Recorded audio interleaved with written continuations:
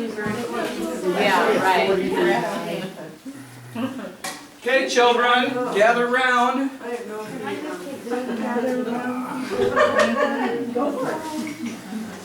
Did you sing today? I did. It was so much fun. You want some? Did anyone else sing their ukulele or did you sing? Ukuleles. What's that? Gathering around. I don't know where that is. Well, Margaret. Okay, can you all hear and see? Missy and Come on, Sue, be good. Carol? No. yeah. Mary, you sing. Oh, do I know Mary? I've got a little show and tell for you tonight, Oh, Mary Heath. and the first person that can identify it gets a free cookie. Win, come over this way. Oh I've my got the goodness. Win. Come over this way. I've got the video going here, and I want to make sure we get your pretty face. It's a vacuum cleaner. Oh, Might be. the It's cedar. a seed sower. Yes. Oh, yeah. Free cookie. Oh, you need one. Who got it first? Still got the leather straps. Where did it come from? Well, that's the story. My Win, don't move away from my the camera. brother-in-law, Elaine's brother,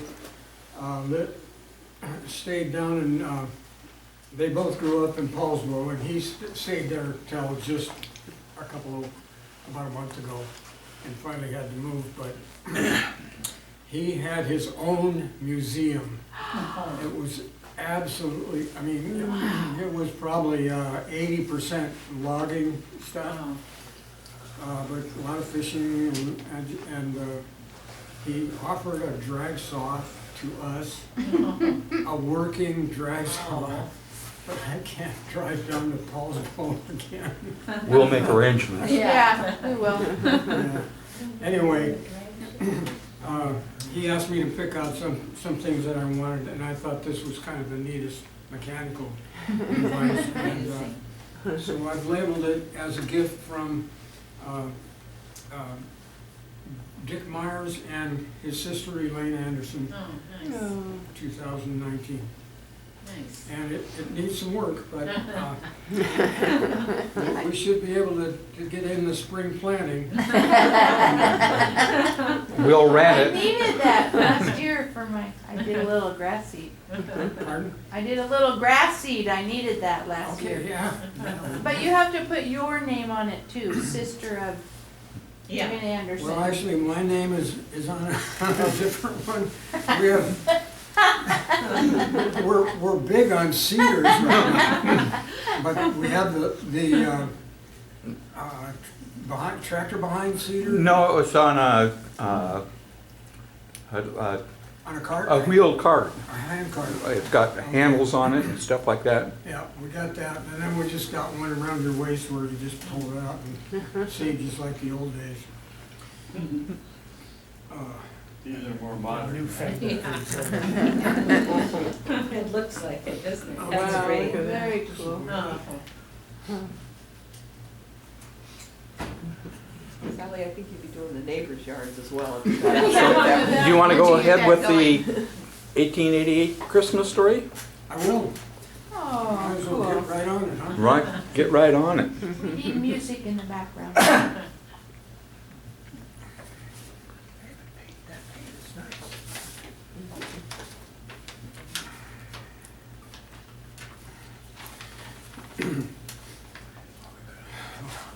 Of course, I left my glasses. The author of this story, Mrs. Clara Brown, was a young teenager in 1888. She, late in life, she related this tale from memory to Mary March Leach, the author of the Cottonwood Collection. You may be familiar with its history of Sinclair Island. Mary gave a copy of the story to Guemes Island historian Gertie Howard, and Gertie passed it on to Judy Berlin, of the Edens family, and she gave a copy to Barbara Larson, who eventually passed it to me. And when I wrote this, it was 130 years ago to 1888. You wrote it 130 years ago? Dang. You look great. Thank you.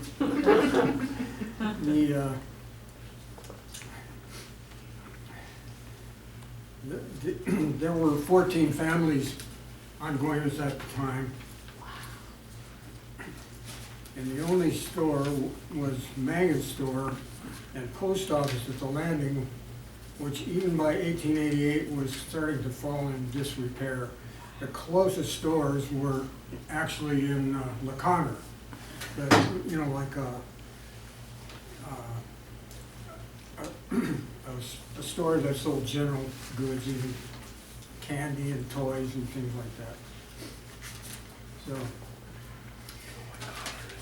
How did they get from here to LaConner? Rowboat. We'll get to that, right? Yeah. That's Yeah, in the story. That's in the story. But there was no anacortes at that time, right? That's No. correct. Well, it was just barely there. They didn't get their post office for another 2 years. And So- can I interrupt one more time? Okay. Would they have had beer and cigarettes at that store? Yeah, and they had the vaping too. No, take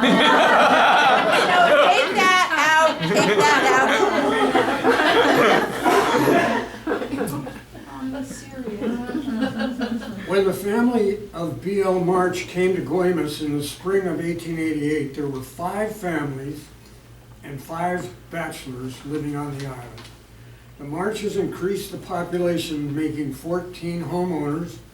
All were neighbors, in the true sense of the word, even though several miles apart. There were about 17 children and of school age, and 23 to 24 too young to attend. They could have had a real parade. In 1870, this is my note, there were supposedly 56 islanders served by the Mangan post office. When winter months rolled around, the Marches began to wonder who took care of the community Christmas tree. And upon inquiry, found that there had never been a community Christmas. After much thought and planning, Sena Mangan and Clara Brown were given the privilege of seeing that what the residents thought of the idea, and to take up a collection to be used to buy gifts for all. In order that no one be left out, it took 2 days to canvass the island, walking all the way and missing no one. The plan met the approval of almost everyone, and though a few thought it was a big undertaking, everyone would add that money they could spare to the fund. At the end of 2 days, the girls had collected $21.50. The next step was to find someone willing and capable to spend all that wealth so that everyone would get a gift suitable to age. In visiting the different families, the ages of all the children were listed, as well as the parents and the 5 bachelors, to get equal attention. It was finally decided that Tom March and Wallace Mangan would act in the capacity of purchasing agents. They took a rowboat and $21.50 and left for LaConner, that being the nearest town having appropriate stores. They went to the Wiggins and the B.L. Martin stores, where with the help of both store forces, they were able to spend all the money and bring back something appropriate for each individual. Of course, a program had to be arranged for the event. Mrs. Murrow had a small portable melodeon, which she played. All the young folk and many of the elder met and practiced Christmas carols for several weeks. The younger ones were given recitations to learn. And when Christmas Eve came around, a good program was arranged. A Santa Claus appeared. There was a beautiful tree, all sparkling with tinsel and decorated with popcorn chains. The gifts were in readiness. There were candy and nuts, and all the mothers made a lot of extra favors and gifts so that everyone was happy. The tree was in the schoolhouse about the center of the island. Everybody walked in those days anywhere you could not reach by boat. But not a family was missing at that first community Christmas party. Even the bachelors came and enjoyed the evening. One of them, Mr. Amos Johnson, brought a nice big sack of his choice apples to pass around. The two boys who made the trip to LaConner and made such a satisfactory choice of gifts were given a great round of applause. A happy group of members left the party with a real feeling of peace on earth and goodwill to men in their hearts, as each family departed for their homes singing. I'll just read it. Merry, Merry Christmas everywhere. Cheerily it ringeth through the air. Christmas bells, Christmas trees, Christmas odors on the breeze. Merry, Merry Christmas everywhere. Cheerily it ringeth in the air. Patent pending. In case anyone wants to know, the families on the island at that time were the Mangans, Blackentons, Shrivers, Murrows, Lewis, W.B. Edens, J.J. Edens, Charles Forsey and his mother, H.C. Coslin, T.B. Jenkins, the Woodcocks, D.L. March, William Payne, William Whaley, Jim Matthews, O'Brien, Wilfong, and Johnson. Of these, Payne, Forsey, Whaler, Johnson, and Shriver were bachelors. And that concludes that story. I will add just one little note. I always like to point out Wallace Mangan, that was one of the rowers, went to LaConner. He got a job on one of the early tugboat ferries on the channel here. And that was an auspicious beginning because he worked his way up to commander of the Black Ball fleet, in charge of all the ferries on Puget Sound. And he ran the first run of the Kalakala after it was relaunched. And he ran that on the Bremerton run, which was, it still is, the most dangerous run on the Sound, with never an accident.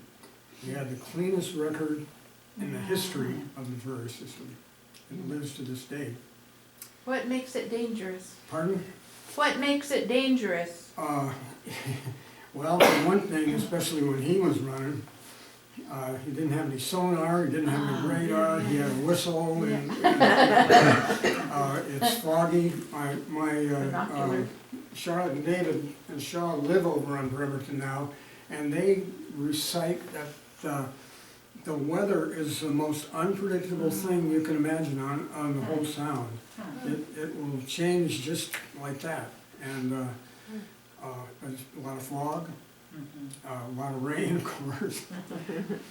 Yeah, it's quite an accomplishment. And we have photos of Wallace when he visited Guemes, and there's some indication that the Kalakala may have visited Guemes, but I've never found a photograph of it. It's referred to in one of the newspaper articles.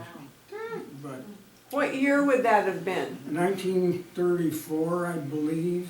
Don't put that in the notes, but that's about the time.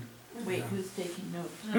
Part of the Kalakala somewhere down near Seattle or something. Yeah, there's a restaurant, I believe, that's being decorated with parts of it. And I have contact, I've got my my claws out for a little piece of something, maybe just a piece of aluminum or something that we can put together a display with Wallace and the Kalakala and that little piece, so. Isn't it a restaurant in Seattle now? Maybe not. The whole boat? The whole boat? No, the Not there. boat's gone. Yeah. They couldn't tore get the it apart funding. and, Oh, I know there were a couple of port lights and some other equipment that are supposed to be put into the restaurant as decoration. What restaurant? Pardon? Is it a restaurant in West Seattle or? I don't know. We'll have to Google it. Yeah. Go Google it. Okay. Thank you, Wynn. Totally moved me. Lovely. Okay, if you'll stay in your places for just a second, we'll start on the non-program. I have some shirts up here.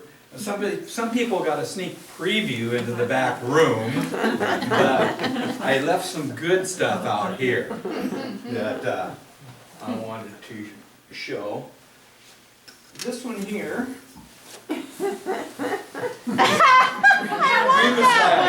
This is courtesy of Adam Veal. Wouldn't you know? Did Adam make So that? I don't know how many of these Had are it around. printed. Do you know what they were made for?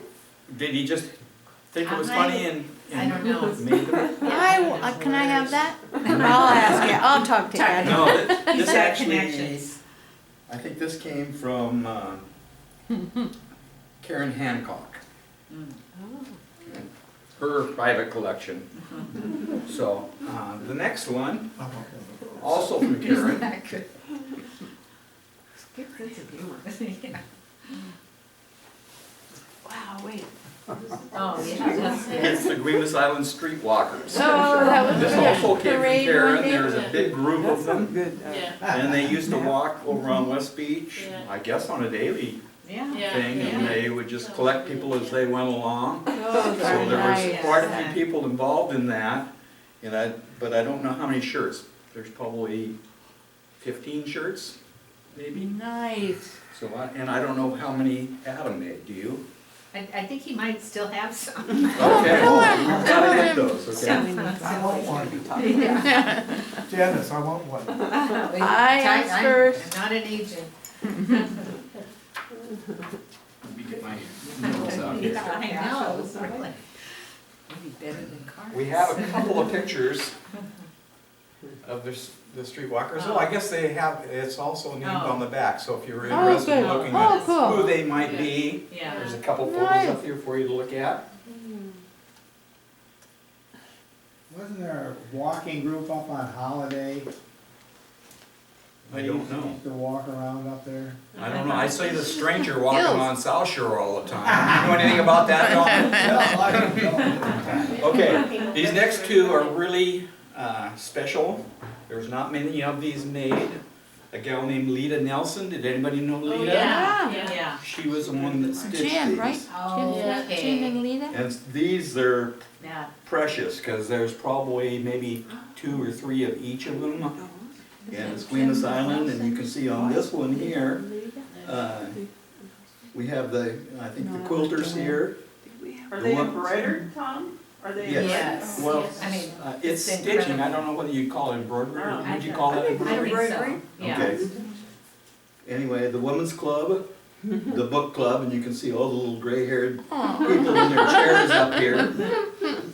And then the last one is the fall festival. Oh, So, very and I'm not quite nice. sure what year this, So Was Lita made. Nelson was the one that did that? yes, Okay, she's the that one that makes did. sense. And her idea was that she was gonna make a bunch of them and sell them. Mhm. So, since she didn't, now they're really valuable. Yeah. And this is another example, Lita. Same year, you think? I would imagine around the same period, I don't know, it would take me about 4 years to do that. Yeah. So it's probably about 5 I'd still years. be working on But this one is a little bit Out different. They both have an eagle flying up here, but here you can see the resort, the cabins at the resort. I'm assuming this is the community center and the church. For sure. And it looks like she has Smith's yaks up Oh. here. Oh, cool. That's what they look like to me, but Nice, it may yeah. be something else, I don't know. And of course, the ferry. Very nice. So anyway, Just amazing. special editions. So We I'll can all leave aspire them out to here if that. you wanna come take a look at So them. did you tell That is Tom one big that t-shirt. Lita- Yeah, Yeah. that is. those- Did you Oh, tell that's Tom all that I've got. Feel free to grab some more those- treats. We'll go back in the back room and take a look at what we've got in our collection. There's about 16 years of the Guemes Island run in Oh, there, and then there's those t-shirts. Met with some him. other shirts back there, so Oh, get yeah. up, visit, and check them out. Thank you.